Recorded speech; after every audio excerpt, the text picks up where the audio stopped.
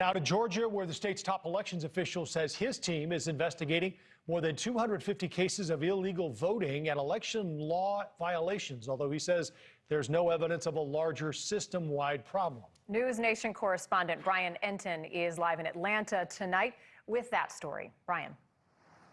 Marnie, you know, in the past, the Georgia Secretary of State has sort of alluded to these investigations, but today, for the first time, he talked in specifics, saying they are investigating allegations that people may have voted who don't live in the state, that people may have double voted, and that even dead people may have voted. At the end of the day, he says it's likely not enough to change the outcome of the election here in Georgia, but they are taking it seriously. The truth matters. With a second presidential recount underway in Georgia, Republican Secretary of State Brad Raffensperger says his office has 23 investigators looking into 250 open cases involving the 2020 election. The investigations involve dead people voting, double votes, and non-resident votes. But none of the investigations appear to involve enough votes to change the outcome of Joe Biden winning the state, according to the Secretary of State's office. There are those who are exploiting the emotions of many Trump supporters with fantastic claims, half-truths, misinformation, and frankly, they are misleading the president as well, apparently. There are also ongoing investigations involving the upcoming Senate runoffs in Georgia. The Georgia runoffs are critically important nationwide because they could give Democrats control of the Senate.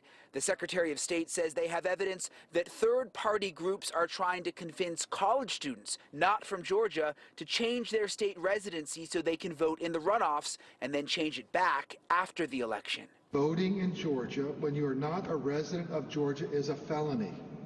And encouraging college kids to commit felonies with no regard for what might mean for them is despicable. Also despicable, the Secretary of State's office says, is other third-party groups who investigators say sent voter registration applications out of state to non-Georgia residents. They're literally sending it to people in other states to register here. They tried to send registration stuff to a dead woman in Alabama. I mean, so things we have specific evidence, which is what I've repeatedly said at this podium. If the office gets specific evidence to follow up on, we will follow up on it. Okay, so all of those investigations are ongoing. Those Senate runoffs here in Georgia will be on January 5th. As for the presidential recount, that is expected to wrap up late on Wednesday. Live in Atlanta, Brian Enton, NewsNation.